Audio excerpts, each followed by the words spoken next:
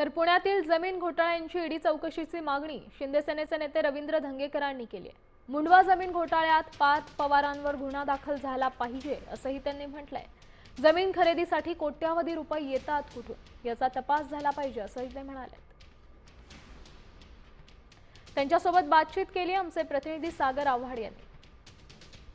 सोबत माजी आमदार रवींद्र धंगेकर आहेत। आपण बातचीत करणार आहोत। पुण्यात जो शासकीय जमिनींचा घोटाळा चाललाय त्या संदर्भात तुमची काय मागणी आहे? मात्र हा व्यवहार जो आहे तो रद्द करण्यात आला आणि हीच तत्परता जी आहे ती जैन जागेच्या बाबतीत पाहायला मिळाली नाही। याच्यामध्ये 250 कोटी 300 कोटी हा ईडीकडनं याची चौकशी झाली पाहिजे। ज्या पद्धतीने येवलेला काल केलं चुकीचाच आहे, तो माणूस केलंच पाहिजे।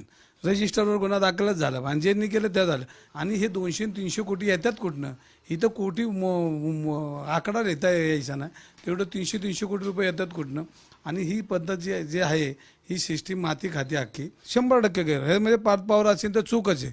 आणि जर दादांनी काल म्हणलं मी व्यवहार रद्द करतो तर व्यवहार रद्द झाला पण जशी सगळ्या तुमच्या लोकांना म्हणजे तुमच्या नाही त्या सिस्टीमवर कारवाई झाली तशी जैन बोर्डची ह्याच्यावर सिस्टीम आणि दोन्ही ईडी मार्फत चौकशी झाली पाहिजे। पण ज्या पद्धतीनं जैन बोर्डिंगचा व्यवहार झाला त्या पद्धतीनेच ह्याच्यामध्ये कोरेगावमध्ये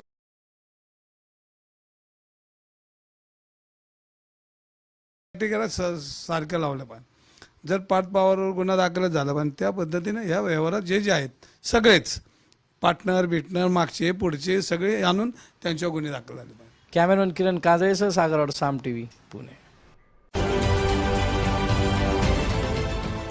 देश विदेशातील प्रत्येक घडामोडींचे लाईव्ह अपडेट मिळवण्यासाठी आता साम टीव्हीच्या सर्व सोशल मीडिया प्लॅटफॉर्मला लाईक, फॉलो आणि सबस्क्राईब करा।